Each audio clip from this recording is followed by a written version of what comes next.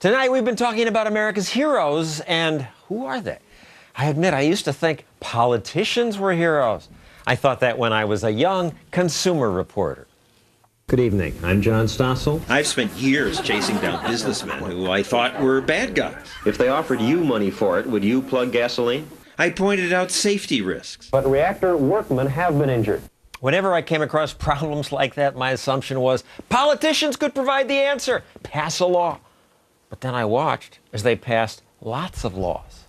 The laws really helped. The people selling, say, the breast enlargers or the burn fat while you sleep pills just kept doing it. The laws didn't stop them. The war on poverty was going to solve poverty, but it didn't. It made it worse. Welfare made people more dependent. The more I've watched politicians work, the less I think they're heroes, and the more I think they're self-promoting, power-crazed busybodies. But that's just my opinion. Actually, it's Yaron Brook's opinion, too. He's the president of the Ayn Rand Institute. But Miles Rappaport of the progressive think tank Demos says politicians can be heroes, and they would be if they only did the right thing. So what's the right thing? Well, not all politicians are made alike. It's a question, it seems to me, of what policies you support. I do think that you need government to do two things, and politicians should promote policies that pave the way for growth, and secondly, to restrain some of the negative consequences of what I would consider unrestrained private sectorism. So give me the second category, some examples. What more should these politicians do? Well, I think if you just look at the issue of food safety, we really need a strong FDA. We've got an expensive FDA. It should do more? Yeah, I think there have been plenty of situations where inspections have been too few, too far between, and people have suffered, and people have been seriously ill as a result. One more example. Sure. The EPA. Again, big agency, but there's a huge issue around whether companies should be able to soil our environment and dump toxic waste into our rivers. And we need strong enforcement about it, serious enforcement. All right, but we've had strong enforcement. The air and water are cleaner. You want more? I'd say there are still huge issues that are coming up where we need stronger enforcement. The financial crisis, take a very recent example. Deregulation allowed the banks to make decisions that were terrible for our economy. We needed stronger enforcement. Now we're going to get it unless Wall Street rolls it back. Yaron Brook? Well, what deregulation? I hear this all the time. There is not one case of deregulation that led to any kind of financial behavior. What really led to this financial crisis, this was a government-caused crisis from beginning to end. What do you mean government-caused? Well, the Federal Reserve and its policy, keeping interest rates below the rate of inflation for 2.5 years, paying us to borrow money. Guess what we did? We all borrowed money. What else? And then housing policy, Freddie, Fannie, FHL, and a whole bunch, FHA, a whole bunch of regulatory agencies that encourage us to own homes that it turns out we often cannot afford. So he says it's a problem of too much government. Absolutely wrong. I think for 20 years, there was, starting with in the Clinton administration, this is a bipartisan issue.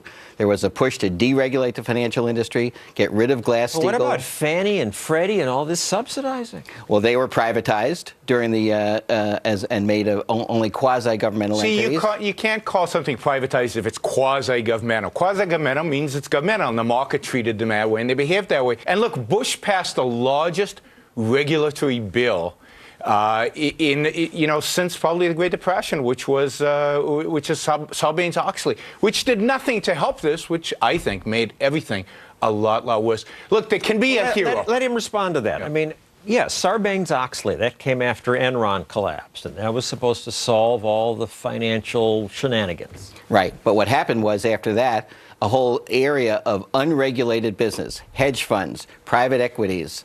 So we need more regulations for that? We absolutely do. The mortgage brokers who sold people mortgages that they knew would fail needed to be regulated, and they were not. There were plenty of regulations in place. Yeah, let me address that. We now subscribe to the Federal Register every day. This is what the federal government alone, not even states and local, churn out. Every day, one of these. This is just what I received the last few weeks. That's what they did last year, 50,000 plus pages. I don't get how you progressives say you want more. It's too much. Leave me alone, government. I don't think it's about the amount of pages. I think it's about the policies that we do or don't enact.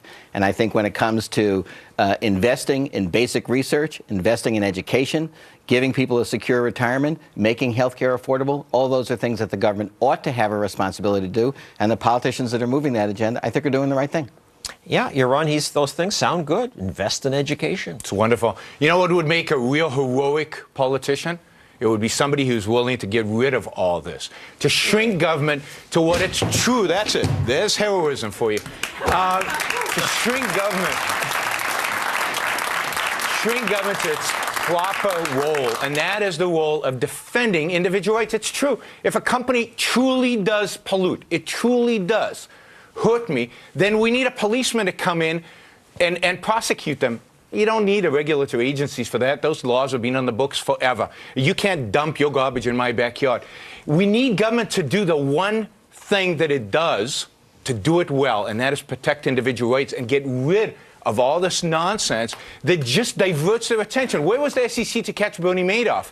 They were too busy looking at thousands of different forms that have nothing to do with fraud, that are just intervening in our personal business, instead of going out and searching for real crooks like Bernie Madoff. They're way too busy saving, the rats in the deserts of California to find people who really are poisoning us. That wasn't the SEC. That was a different agency. That is the but EPA. I agree with your point, and thank you, Yaron Brook and Miles Rappaport. Next, the famous environmental hero, Erin Brockovich. I hear she brought justice to victims of pollution. I don't buy that. I'm going to call her a parasite. Next.